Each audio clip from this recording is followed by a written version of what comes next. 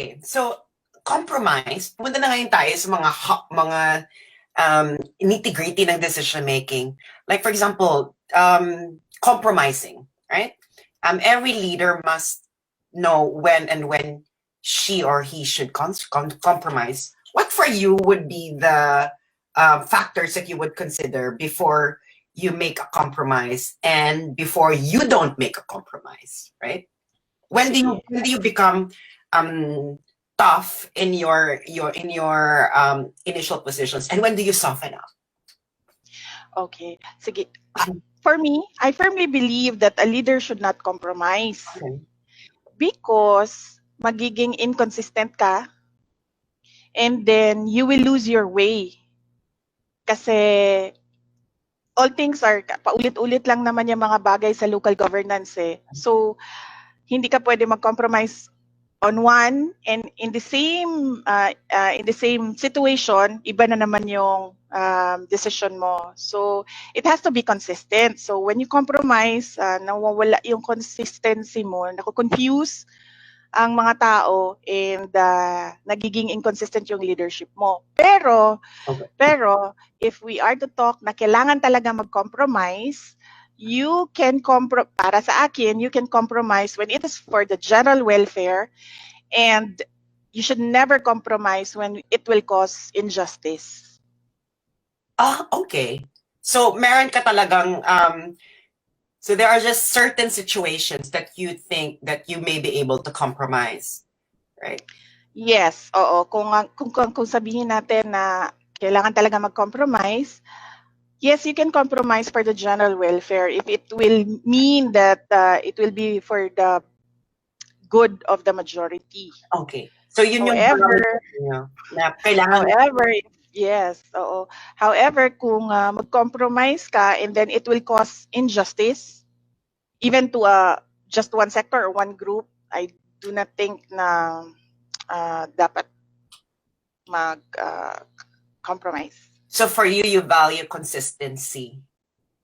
Yes, for a leader, dapat consistent ka talaga, so that people will believe you. Otherwise, if you compromise for the same set of facts, you compromise on the other, and you do not compromise on the other situation, and then pareho lang din naman sila, sasabihin nila na hindi na impartial ang decision making mo. So sasabihin na ng mga tao na biased ka na meron ka ng favoritism, mga ganon. So dapat kasi consistent talaga. Nakikita ng mga tao na, like say for example, kaibigan, there's one thing na kaibigan mo yan or hindi mo kaibigan yan, the law should be applied the same to both. Ganon.